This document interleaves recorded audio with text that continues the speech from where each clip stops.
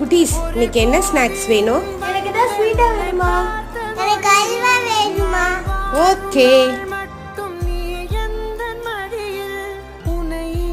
பொழுதிங்கு கடவுள் தன் முகம் பார்த்த பொழுது பாதம் தொழுது ஆராரி